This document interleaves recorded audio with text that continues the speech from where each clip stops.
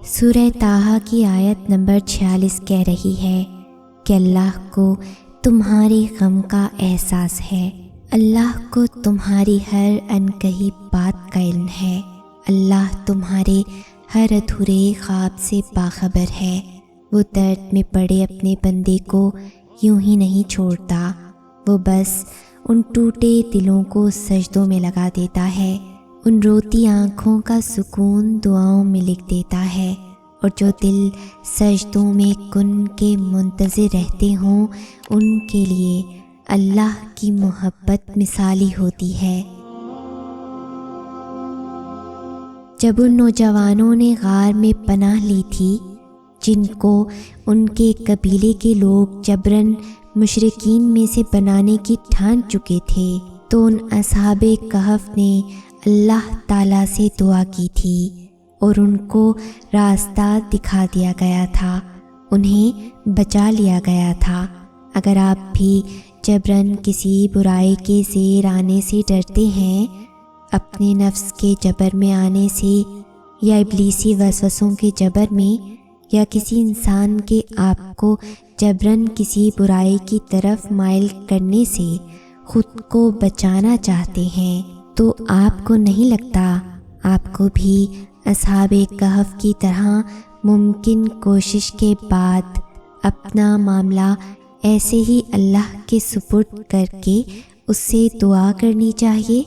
قرآن کریم میں خوبصورت دعا سکھائی گئی، اے ہمارے رب، تو ہمیں عطا فرما، اپنے پاس سے رحمت اور آسان فرما دے ہمارے لیے ہمارے معاملات میں عافیت کا راستہ۔ جب تم صبر اور یقین کرنا سیکھ جاؤ گے تب معجزوں کو حقیقت پاؤ گے۔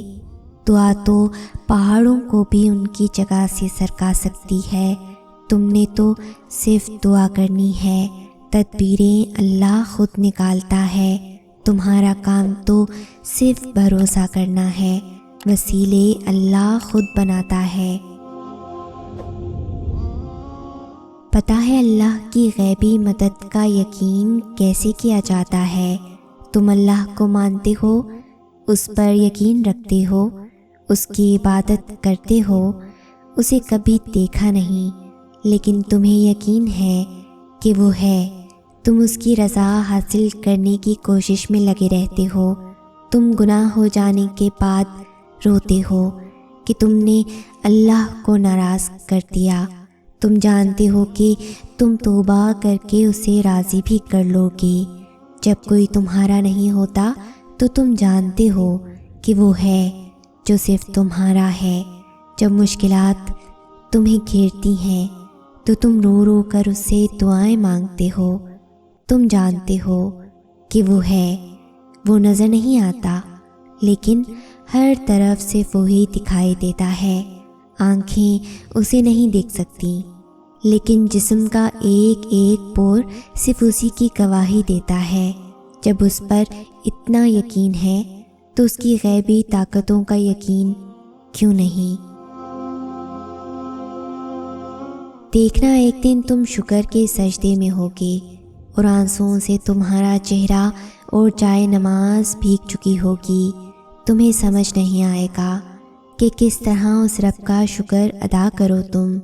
تمہاری وہ دعا جو تمہیں ہر نماز میں یاد آتی ہے، جو تم سجدوں میں گر کر مانگتے ہو، جو تمہیں بے چین کرتی ہے، وہ ضرور قبول ہوگی، وہ صداؤں کا جواب دیتا ہے، یقین کرو۔ اللہ کی مدد دو ہی طریقوں سے مل سکتی ہے، پہلا نماز، دوسرا صبر۔ نماز میں آپ نے اپنے تمام مسئلے اللہ تعالیٰ کو بتا کے خود کو بوجھ سے آزاد کرا لینا ہے اور پھر اللہ کی مدد کا انتظار کرنا ہے، اسے صبر کہتے ہیں۔ جب آپ ان دو طریقوں کو اپنا لیتے ہیں تو سب سے انسٹنٹ فائدہ پتہ ہے کیا ہوتا ہے؟ کہ آپ پینک ہونے سے بچ جاتے ہیں، آپ کو پتہ ہوتا ہے کہ اللہ بہترین وقت پر بہترین طریقے سے آپ کا کام سنبھال لے گا۔ لوگوں سے مدد کی امید ٹینشن ناکامی کا خوف، دھوکے کا خوف، ان سب پریشانیوں سے آپ بچ جاتے ہیں۔ آپ کا سارا فوکس صرف اللہ ہو جاتا ہے۔ اور یاد نہیں، یہی مقصد نہیں تھا آپ کے اور میرے اس دنیا میں آنے کا؟ اللہ تعالیٰ قرآن کریم میں آپ سے فرماتا ہے، اور صبر اور نماز سے مدد لیا کرو۔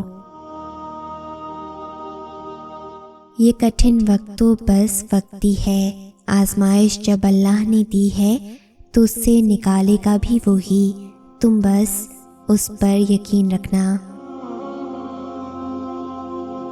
ایمان لانے اور اللہ کا بندہ بن جانے کا مطلب یہ نہیں ہے کہ اب دنیا کی زندگی مشکلات اور تکالیف کا گہوارہ بن جائے گی، اور اگر کبھی سکھ یا سکون کا سانس ملا بھی تو وہ اچھے اعمال کے نتیجے کے طور پر ایک لمبے عرصے بعد جنت میں ملے گا، بلکہ ایمان والا ہونے کا مطلب یہ ہوتا ہے کہ مشکلات اور تکالیف آئیں گی، کبھی کبھی برداشت نہیں بھی ہو سکے گا، کبھی کبھی دل بند بھی ہونے لگے گا، کبھی کبھی بہت دکھ ملیں گے، لیکن آپ کو کبھی تنہا نہیں چھوڑا جائے گا۔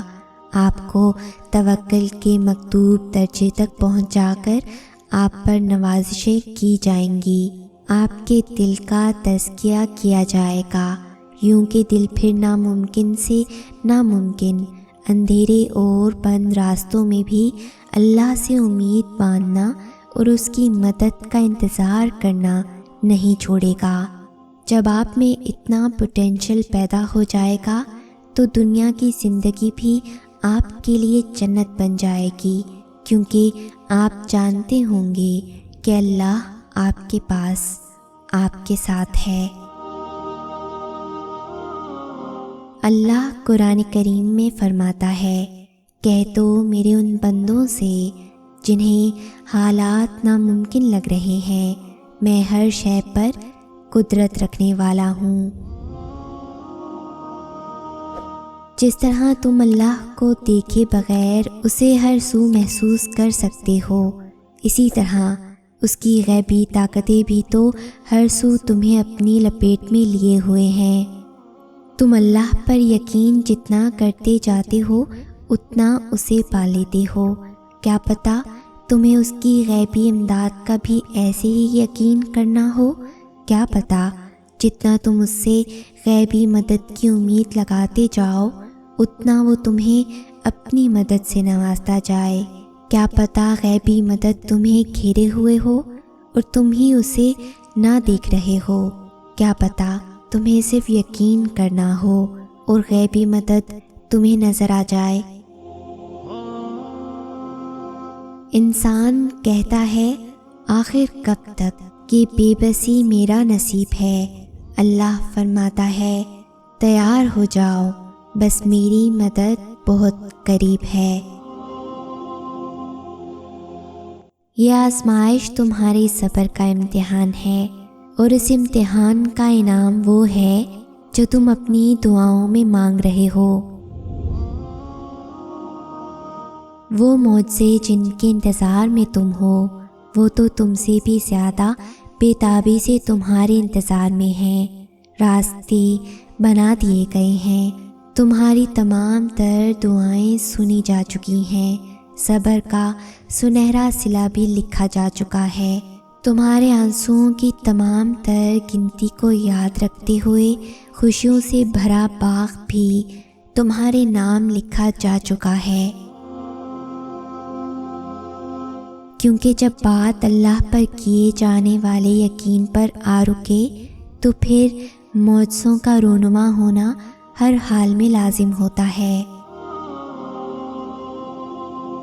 اللہ تمہیں یہاں تک اس لیے نہیں لایا تاکہ تم مایوس ہو کر ہمت ہار جاؤ۔ مجھے ہمیشہ ایسا لگتا تھا کہ اللہ مجھ سے نفرت کرتا ہے، حالانکہ ایسا نہیں تھا، اللہ تو ہر ایک سے محبت کرتا ہے، اسی لیے تو اس نے مجھے آزمائشوں میں ڈالا، اور وہ اپنے انہی بندوں کو آزمائش میں ڈالتا ہے جن سے وہ محبت کرتا ہے۔ جانتے ہو یقین کیا ہے؟ جب انسان بری طرح ہار جائے اور پھر انسان کے دل سے آواز آئے، پریشان نہ ہو، اللہ تو ہے نا۔ اگر وہ کہتا ہے کہ مشکل کے ساتھ آسانی ہے تو یقین رکھو، کیونکہ اس کی کہی ہوئی بات کے زبر کے ذرے میں بھی حکمت چھپی ہے، لیکن تم سمجھتے نہیں۔ اللہ پر کامل یقین اتنا رکھو کہ اگر مگر لیکن اور کاش کہنا نہ پڑے۔ اللہ تعالیٰ بدل دیتا ہے حالات، کوئی بھی آزمائش ہمیشہ کے لیے نہیں رہتی۔ سب کچھ ہوتے ہوئے اپنے رب پر یقین کرنا تو یقین نہیں ہوتا، وہ تو اپنے پاس موجود اختیارات اور وسائل پر یقین ہوا۔ کچھ بھی پاس نہ ہوتے ہوئے بس اپنے رب پر یقین رکھنا، اور جب کچھ سمجھ میں نہ آ رہا ہو تب بھی اسی پر یقین کرنا ہی در حقیقت یقین کامل کہلاتا ہے، اور پھر اس یقین کا نتیجہ کن فیکون ہوتا ہے، معجزات ہوتے ہیں۔ وہ رب پھر آپ کو کبھی بھی مایوس نہیں لوٹاتا، یقین کے بدلے مایوس نہیں کیا جاتا، نوازا جاتا ہے بے حد اور بے شمار۔ اصل یقین والے تو وہ لوگ ہوتے ہیں جو غم، تکلیف، پریشانی میں بھی دعا مانگنا نہیں چھوڑتے۔ لوگ لاکھ کہیں کہ یہ ممکن نہیں، تمہارے نصیب میں نہیں، لیکن وہ پھر بھی دعا مانگنا نہیں چھوڑتے۔ جانتے ہو کیوں؟ کیونکہ ان کا یقین اللہ پر پختہ ہوتا ہے، انہیں اپنے مشکل وقت سے زیادہ اللہ پر اعتماد ہوتا ہے کہ اللہ ہے نا ساتھ، وہ بھلا کیسے کسی کے ساتھ غلط ہونے دے سکتا ہے۔ اور بعض لوگ ایسے بھی ہوتے ہیں جو مشکل وقت میں دعا نہیں مانگتے، مایوس ہو جاتے ہیں حالات سے۔ جانتے ہو کیوں؟ کیونکہ وہ اپنے مشکل وقت کو کبھی نہ ختم ہونے والا سمجھ لیتے ہیں، جبکہ اللہ پاک قرآن پاک میں فرماتے ہیں، بے شک ہر مشکل کے ساتھ آسانی ہے۔ رب سے مانگ کر تو دیکھو، ایک وہی تو ہے جو حقیقت میں آپ کا منتظر ہے۔ اس انتظار کا پھل کبھی تمہیں مایوس نہیں کرے گا، جو تم نے اللہ رب العزت کی رضا کے لیے کیا، اور تمہیں کبھی بھی ان فیصلوں پر پچھتانا نہیں پڑے گا جنہیں تم نے اللہ رب العزت کے حوالے کر دیا۔ تمہاری آہیں، تمہاری سسکیاں کبھی خالی نہیں جائیں گی۔ یہ حالات مشکل ہیں، مگر اللہ رب العزت کی مدد ہمیشہ تمہارے ساتھ ہے۔ اللہ بدل دیتا ہے حالات، کوئی بھی آزمائش ہمیشہ نہیں رہتی۔ اللہ کے در سے کوئی خالی نہیں جاتا۔ کسی کی امیدیں جلدی پوری ہو جاتی ہیں اور کسی کی آزمائش لمبی ہو جاتی ہے، مگر وہ معبود برحق سب کو نوازتا ہے۔ بے شک اللہ کے ہاں دیر ہے اندیر نہیں۔ اللہ سے اتنا مضبوط تعلق بناؤ کہ جس روز تم اللہ کو آواز نہ لگاؤ، اس روز اللہ فرشتوں سے کہے کہ میرے بندے کی آج آواز نہیں آئی، پتہ کرو اس کا اور میری مدد اس تک لے جاؤ، میرا رحم اس تک لے جاؤ، تاکہ مجھے اس کی آواز آئے اور وہ مجھ سے کہے کہ یا اللہ میں ٹھیک ہوں۔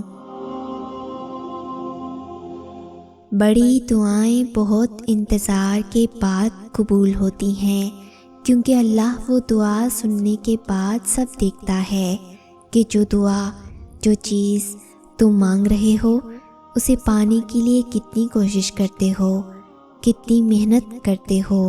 جس چیز کو تم جتنا چاہو گے اللہ اسی طرح وہ چیز تمہیں دے گا۔ وہ کہتے ہیں نا کہ اگر کسی چیز کو دل سے چاہو تو پوری کائنات اسے آپ سے ملوانے میں لگ جاتی ہے۔ اگر تم کوئی چیز پانا چاہتے ہو، اس کے لیے تم تہجد میں دعائیں مانگ رہے ہو، تسبیح کر رہے ہو، انتظار کرنا پڑ رہا ہے، مگر پھر بھی صبر کر رہے ہو، اپنی چاہت ملنا ناممکن لگ رہا ہے، لیکن جب اللہ کو سوچتے ہو تو ممکن پہ یقین ہونے لگتا ہے۔ تب اللہ پاک معجزے کرتے ہیں۔ دعاؤں کو تمہارا بنانے سے پہلے یہ دیکھتے ہیں اللہ تعالیٰ۔ اللہ امتحان لیتا ہے تاکہ صابر بنو، آزمائش میں ڈالتا ہے تاکہ اس کے شکر گزار رہو، رلاتا ہے تاکہ صاف دل رہو، چپ بھی کرواتا ہے تاکہ اس پر یقین رکھو۔ وہ سن رہا ہے، وہ دیکھ رہا ہے، اسے تمہارے پل پل کی خبر ہے۔ یقین رکھو اس پر، ہر دن ایک جیسا نہیں ہوتا، بے شک وہ تمہیں بہتر دے کر بہترین سے نواز دے گا۔ اور یہ بات ذہن نشین کر لو کہ کسی بھی چیز کا ملنا ناممکن نہیں، جو چھین لیا گیا ہو بہو ویسا ہی دوبارہ مل بھی سکتا ہے، جو اب تک نہیں ہو سکا وہ ایک دعا سے ہو بھی سکتا ہے۔ بس صبر کرو اور پھر دیکھنا تمہیں تمہارے صبر کا پھل یوں ملے گا کہ تم غم کی ساری کڑواہٹ بھول جاؤ گے۔ جانتے ہو یقین کیا ہے؟ جب انسان بری طرح ہار جائے اور پھر دل سے آواز آئے، کوئی بات نہیں، اللہ ہے نا۔ اللہ کو چھوڑ دو گے تو کوئی چیز ہاتھ نہیں آئے گی۔ جہاں اتنا صبر کیا ہے وہاں تھوڑا صبر اور سہی، پھر دیکھو جو اب تک تمہاری نصیب کا حصہ نہیں تھا وہ بھی تم تک پہنچا دیا جائے گا۔ غم نہ کرو، اللہ تمہارے ساتھ ہے۔ ایک ہار پہ ہر اس فتح کو بھول گئے ہو جس سے اللہ نے تمہیں ہمکنار کیا ہے۔ اس کی رحمتوں کو یاد کرو اور ذہن نشین کر لو کہ تمہارا رب ہر شے پہ کامل ہے۔ جن چیزوں کا ہونا ممکن نہیں ہوتا مقدر میں، آزمائشیں ان خوابوں کو حقیقت بنانے کے لیے آتی ہیں۔ اے بندے، جس نے تجھے بنایا اس سے بہتر تجھے اور کون سمجھے گا، بس اس پر بھروسہ رکھ۔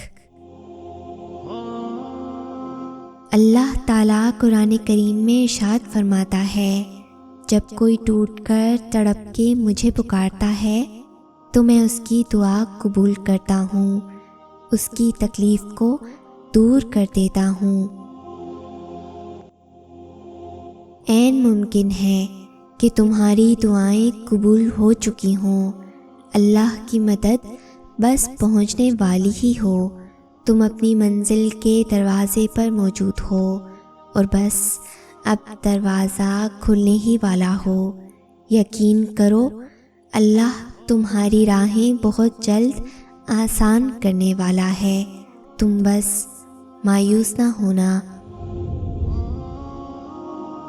اللہ تعالیٰ قرآن کریم میں فرماتا ہے، اور اپنے رب پر توکل رکھو اور تمہارا رب ہی کارساز کافی ہے۔ اللہ پر توکل کریں اور اس حد تک کریں کہ اگر کچھ ناممکن لگ رہا ہو اور ہر چیز اس کام کے خلاف ہو جائے، لیکن اللہ اس کے کرنے کا ارادہ کر لے تو اس کو کوئی نہیں روک سکتا۔ بے شک اللہ وحدہ لا شریک ہے، وہ ہر چیز پر قادر ہے، اس کی شان بہت بلند ہے۔ اگر اس ویڈیو نے آپ کے دل پر اثر کیا ہے تو اسے زیادہ سے زیادہ لائک اور شیئر کریں۔